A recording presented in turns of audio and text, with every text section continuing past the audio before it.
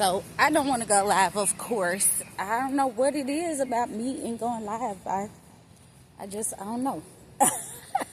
When the Lord lets me go live, I will. But I just don't be want to go live. And I be needing to, but I just don't. But hello from the homeless CEO. I'm so excited and ecstatic, right? Because my life has totally been renewed, restored, transformed. All of those beautiful words that come along with a butterfly. I wish I could have caught it, but since we heard about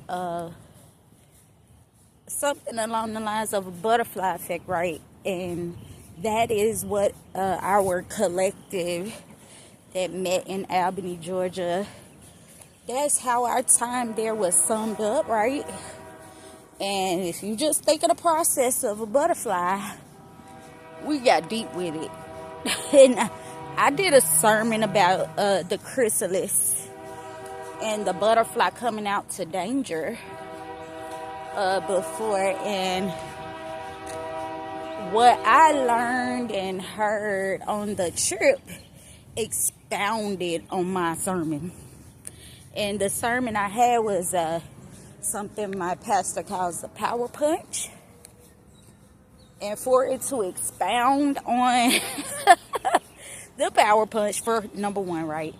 For number two, I'm coming out the door to go to WPLN studios, right? And I'm got to get on the bus. Sometimes, even with having a vehicle, you have to depend on public transportation, right? And I'm a person that loves to walk, believe it or not. It's something from childhood that I kept, but it just gives me peace to walk about my city freely, but I'm so excited going to the studios this morning. The name, A Place of My Own. If I'm mistaken, I will correct that. But Miss Judith Deckett and Mrs. Tasha, I have to put her last name there. But we're going to be talking prevention today with another dear guest. I don't want to give away anything just in case I post this before I get there. But my whole point was, on the way out the door, I saw the biggest, ginormous butterfly that you could probably see in life. And yesterday, a butterfly and a bumblebee was on the flower where I was going to pick up some furniture, because we unpacked the fact of not unpacking when you have been homeless is a whole complex PTSD thing, where I'm sitting here and other people feel like something was totally wrong with me for not unpacking in the 4 months that we've been in our home, 4 to 5 months. And come to find out, it's completely a symptom of homeless trauma. You don't want to unpack because you feel like, not saying I felt like that, but just it's a natural thing. You're afraid to unpack. And I didn't necessarily feel that way, if you will. I just knew I couldn't unpack. I want to, but at the same time, I just had nothing to do it with. So I started to get some things yesterday to organize and put my things on, especially stuff from the parents that passed away within the last 5 years. We have all their different little trinkets and such. And beyond the 5 years, because I have some of my grandparents' stuff. So it's just the legacy of it. And I got good news about the Voyager magazine. They told me they love getting my story, so I got some stuff for them. And look at that. She always shows up in my pictures.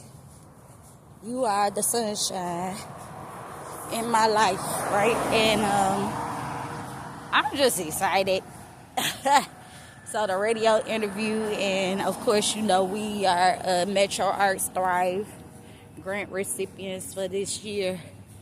So, and when I was going to the resort, we got to meet a freedom singer. That whole trip was about freedom for me.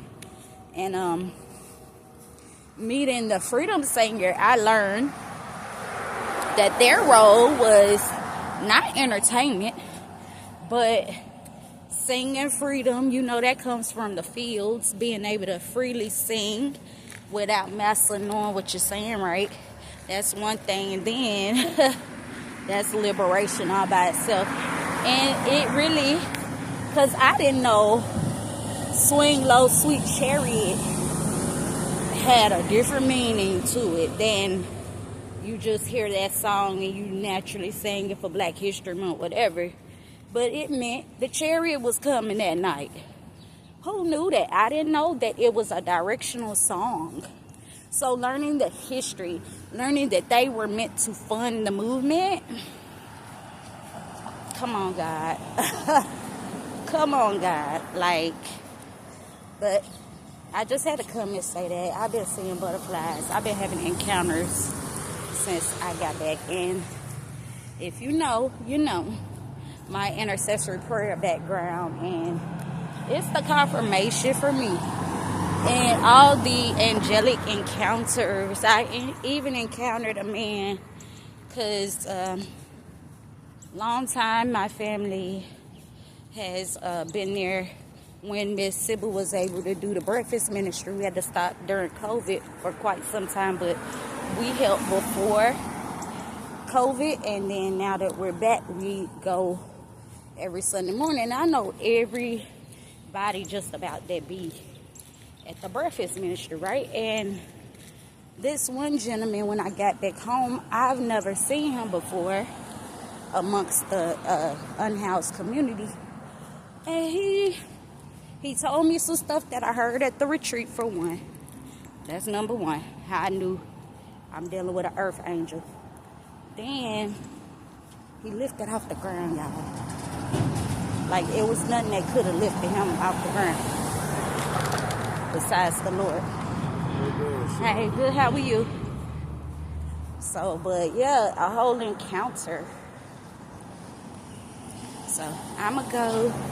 About to get on this bus. I had to come and just, you know, say. And you'll see me with this on. This is when we won, myself, the homeless CEO, and the People's Advocate won a self-made dynamic duo award. So I'm not self-made. That's a brand. I have the shirt too. I'm God-made. I have confidence. But I just wanted to explain this because people will see this blog. She thinks she made herself or whatever. You know how people think. So, no, this ain't that. One Dynamic Duo Award. Amongst all the other things that God has been pouring into me, I'm going to pour back into his people for sure. So, blessings.